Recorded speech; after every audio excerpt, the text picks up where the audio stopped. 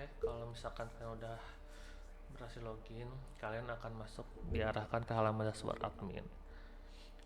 Pertama-tama kalian akan masuk ke halaman home dashboardnya. Jadi untuk halaman home dashboard ini berisikan seperti informasi-informasi yang ada di website kalian. Jadi kalau misalkan kalian tambah plugin, akan tambah banyak juga nih informasi-informasi box yang ada di sini. Tapi nggak semua plugin juga menyediakan informasi box seperti ini. Ini juga kalian bisa atur-atur, bisa di drag and drop, ini juga bisa di hidden. Ini kalau misalkan ini bisa dihapus juga, atau misalkan mau dihilangkan bisa nih di screen option, di unchecklist saja. Nah seperti itu. Nah kalau misalkan halaman dashboard ini tidak banyak sih, hanya dia menampilkan informasi-informasi saja. Kemudian sini ada dashboard update. Di sini tempat kalian melihat ada plugin apa saja yang harus diupdate, tema apa saja yang harus diupdate, apakah core WordPress itu butuh update atau tidak. Biasanya di menu kiri ini, di sidebar ini ada pop up bubble warna merah dan ada jumlah yang harus diupdate nya. Pada saat diklik di sini ada rentetan plugin, tema atau core yang harus diupdate. Kalian bisa secara satuan update di sini atau secara di book gitu. Semuanya tinggal di checklist dan update. Kemudian sini ada halaman post. Oh iya, jadi untuk standarnya pada saat kita membuat WordPress itu yang terbentuk adalah dashboard, post, media, page, comment, appearance, plugin, user, tool, dan setting. Ini adalah menu-menu sidebar yang standar yang ada pada instalasi awal WordPress. Nah untuk halaman post ini biasanya digunakan untuk artikel, biasanya untuk post. Jadi kalau misalkan kalian ingin membuat artikel untuk standarnya, WordPress itu menyediakan menu sidebar. Sini ada post. Kemudian di sini ada media. Nah, untuk kalian yang ingin upload gambar, video, atau berkas kayak PDF dan apapun itu, bisa kalian diletakkan atau upload di menu media ini. Nah, untuk page ini adalah halaman kelola untuk mengelola halaman yang ada di website kalian. Misalkan halaman homepage, about us, contact us, dan lainnya. Kalian bisa mengelola di menu sidebar page. Kemudian sini ada komen. Untuk komen ini adalah menu untuk kelola komen yang ada di artikel kalian. Jadi kalau misalkan ada komentar di salah satu artikel, kalian bisa dimodernisasi dulu di sini. Atau misalkan di sini bisa di unproof atau di reply atau langsung spam atau hapus. Kemudian sini ada appearance. Untuk standarnya di appearance ini ada themes, ada editor. Untuk themes sendiri ini adalah kelola tema. Jadi untuk di WordPress sendiri kalian bisa mengelola tema atau tambah hapus tema yang akan digunakan di website kalian. Di sini juga ada editor.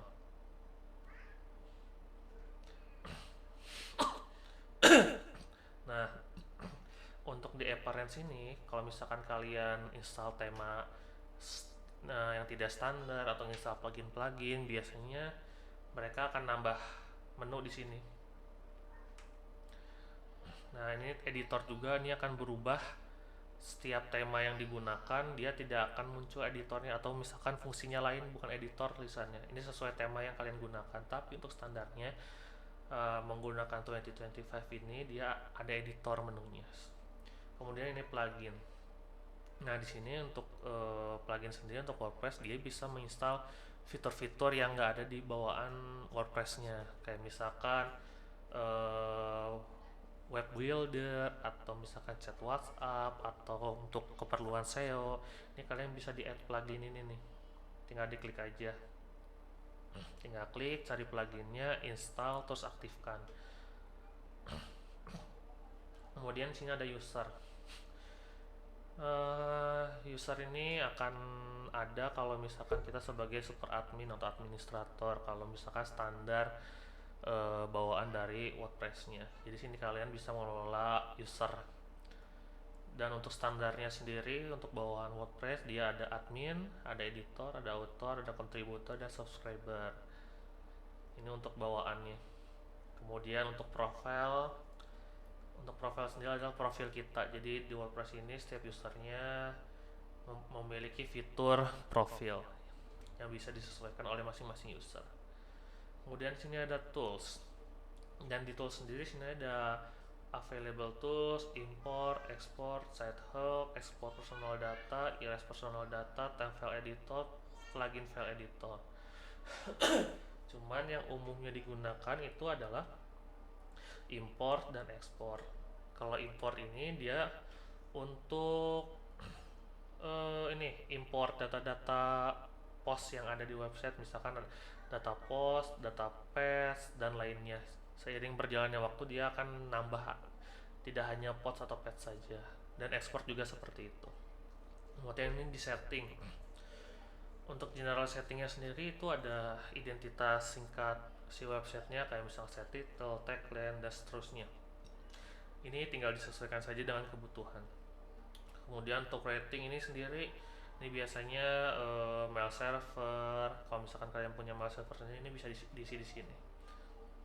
Oke, untuk reading sebenarnya untuk ini tidak terlalu digunakan sih, kayak rating reading di sini jarang. Discussion juga ini pengaturan komentar, jadi apakah dimoderasi dulu atau halamannya seperti apa sih, ya bisa kalian pelajarin juga nih fungsi-fungsinya.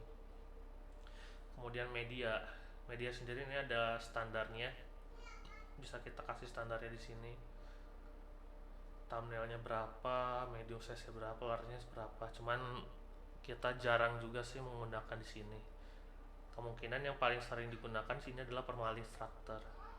Biasanya untuk umumnya kita menggunakan post name. Jadi kalau misalkan ini sample page, kalau kita pakai bawaan WordPress dia kan DNM, nah muncul, oh sebentar, karena dia udah sample page sih. Pokoknya untuk ke post name aja kalian coba tuh save, karena emang enaknya standarnya seperti itu sih. Kalau misalkan post name, nah kayak gini nih yang sample page ini dia udah post name.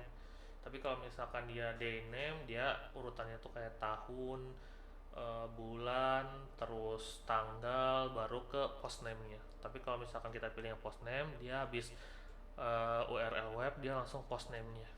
Seperti itu sih. Kalau misalkan kita pakai yang day name itu terlalu panjang nanti ke depannya, atau mount and name juga panjang. Kalau numeric archive dia numeric dia menggunakan post ID, makanya kita lebih ini post name aja. Kalau post ID contohnya ini kayak gini nih tuh, ini juga sama nih post ID nih bawaannya. Oke, kalau udah tinggal di save saja. Kemudian kalau misalkan kita lihat di menu headernya, sini ada, kalau kita arahkan ke sini, ini ada edit profile sama logout. Ini view untuk pembuatan post media baru, page baru, atau user baru. Di sini misalkan sebelah kirinya ada bubble comment, di sini adalah jumlah komentar yang ada di website kita yang baru. Dan misalkan ini my blog, ini kalau diklik dia langsung visit ke website kita.